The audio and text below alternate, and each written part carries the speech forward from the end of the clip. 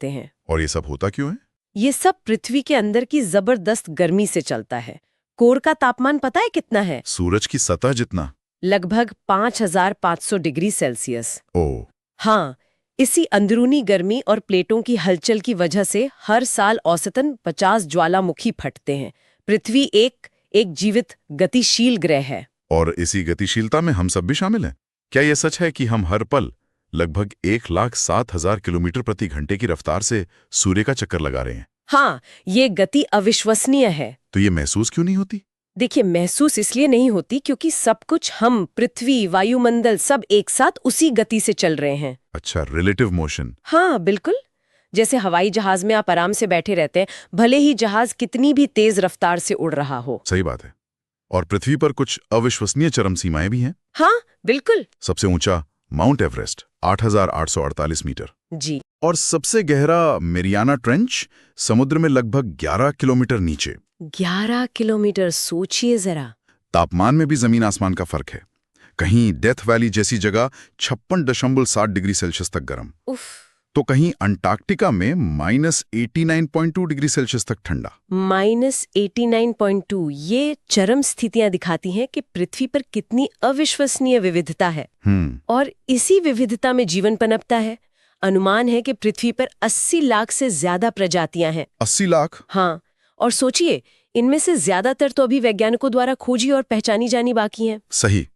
इसी जैव विविधता का एक बहुत अहम हिस्सा है अमेज़न का जंगल। पृथ्वी के फेफड़े जिसे कहते हैं। बिल्कुल।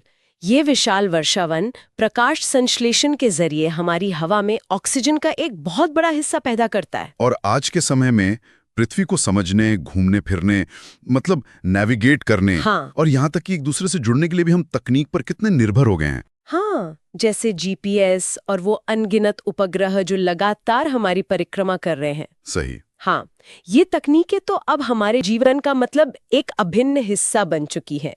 जीपीएस यानी ग्लोबल पोजिशनिंग सिस्टम हमें रास्ता दिखाता है। लेकिन ये उपग्रह इससे कई ज्यादा करते हैं। ये मौसम की निगरानी करते हैं, कम्युनिकेशन को संभव बनाते हैं, जलवायु परिवर्तन का अध्ययन करने में मदद करते हैं। अच्छा। और पृथ्वी की सतह पर जो बदलाव हो रहे हैं उन पर भी नजर रखते हैं। वे अंतरिक्ष से हमारी आंखें और कान बन गए, ऐसा कह सकते हैं।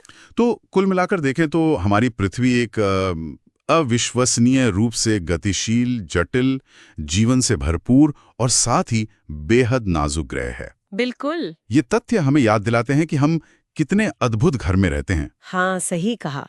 और अंत में एक विचार में छोड़ना चाहूंगी। जी।